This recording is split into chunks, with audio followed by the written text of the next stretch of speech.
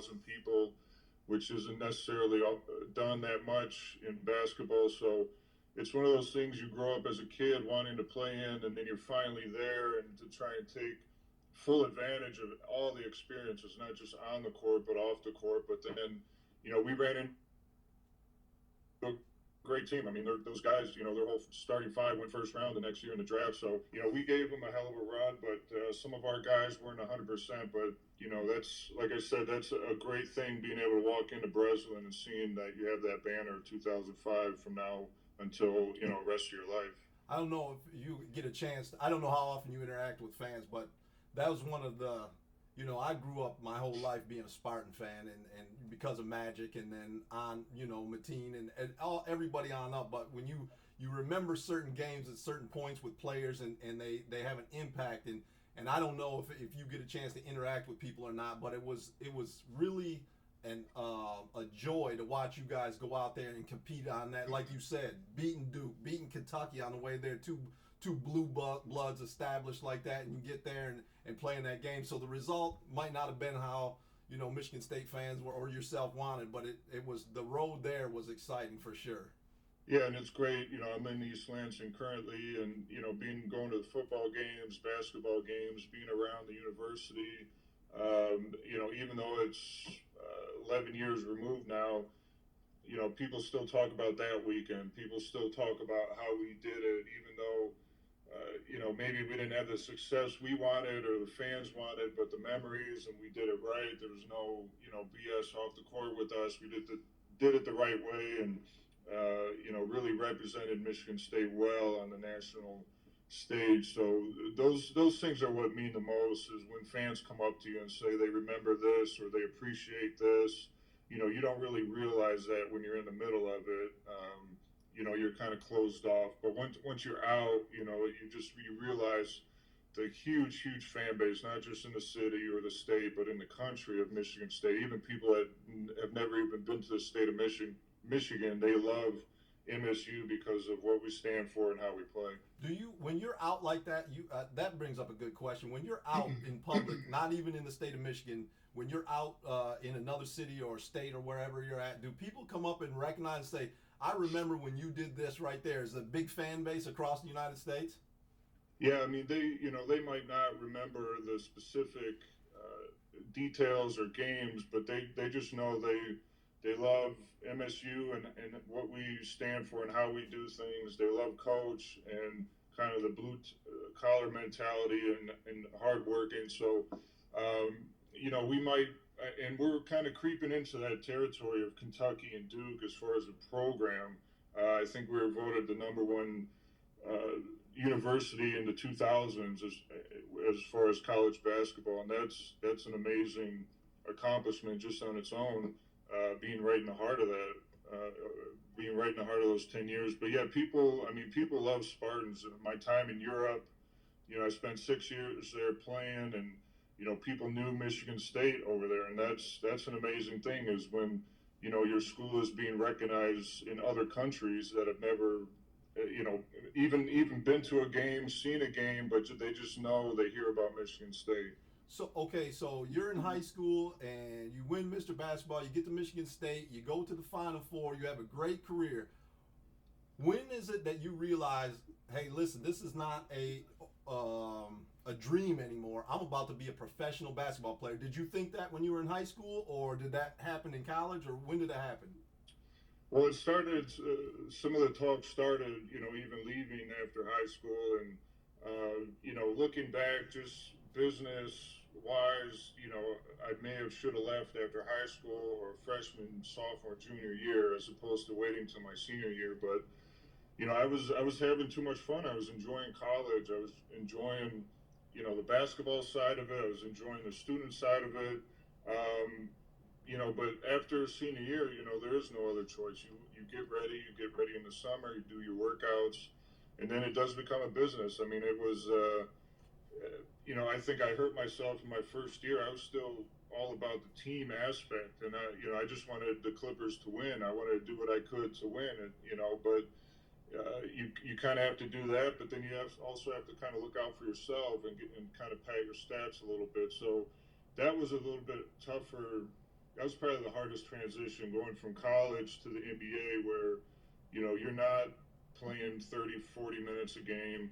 You're not starting. You're not, getting 20 points a game. You have guys ahead of you that are getting paid 10, 15 million dollars. They're going to play whether they're playing good or not. So that was a big transition. It definitely is a business in every sense of the word after college, in the NBA. But I still enjoy my time. I had some bad luck. I had a couple knee surgery, back surgery, and that kind of filtered me out of the NBA. It's all about staying healthy, and if you're not, there's another guy coming in that is 100%. So um, it really obviously started hitting me once the last game was over my senior year, because there is no other. There isn't a fifth year. You got to be ready to go.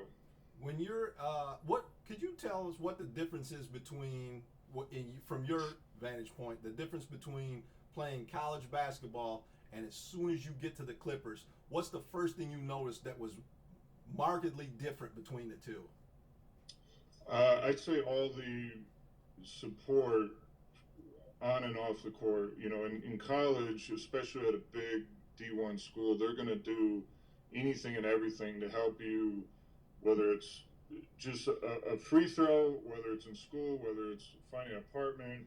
I mean, you have everything taken care of. You don't have to think about anything, and you don't have to think about your training. You don't have to think about your weightlifting. But once you get to the NBA, it's all on you. I mean, they have a support staff, but they're not going to seek you out to bring you into the gym. They're not going to seek you out to make sure you're eating right. They're not going to seek you out to make sure you're getting in your hotel or your apartment at a certain time. So you have to be a man in every sense of the word right when you step into the NBA. The first time you're drafted, you gotta look out for everything, and I think that's the biggest thing. That's why guys, can last till they're 35 and 40 these days, because they become a consummate professional every sense of the word, whether it's in the morning, at night, eating, in the gym, in the weight room. So it's in college, you have a million people helping you out. In the NBA, you have to set those people up. And so you're in the NBA now. Is it are you having fun? Is it? I mean, obviously you're playing basketball, so it's fun. But does the business end of the NBA get in the way of just the excitement and the fun of playing basketball? Sometimes, I mean, I kind of stuck it out in Europe because I had some stability, and I knew where my paycheck was coming from. I knew what team I'm on. It is a tough thing to do when you're one of these journeymen in the NBA, when you're bouncing around the teams every year. You're on a preseason roster. You're thinking about making the team. So when it gets down to the business side, it is a little tough. It's not necessarily as fun. I mean, you can't really go to the coach unless you're a superstar and have that relationship. You have to go to your agent. Your agent goes to the coach, and so that's the kind of thing. It's really up in the air. Most of the guys in the NBA, you're a name on a piece of paper. If you're not producing, then they'll pay you, they'll cut you, and then they'll bring in somebody else. So it's there's maybe 20% of the NBA, maybe 20-30% of the guys are stable, and then the rest, year to year, it's kind of up in the air what's going to happen in the summer and the off season. So you really just have to take care of yourself, your mind, your body, and surround yourself with the right people, because one day you could be in LA, the next day you're in New York. So not you retired at the end of the 2016 season, Paul? Correct. And so what are you doing now? Like I said, currently in East Lansing, I've been doing some. I definitely took some time off to rest my mind and body and enjoy being back home around family and friends, because you do miss a lot of stuff. And I've been doing some radio with the basketball team, hosting, co-hosting Jack Eblin's show up here. And then I think in February there might be some more opportunity to do some radio for the games, because we're on the road a lot. So I would like to stay in basketball in some respect. I still enjoy doing on the court work.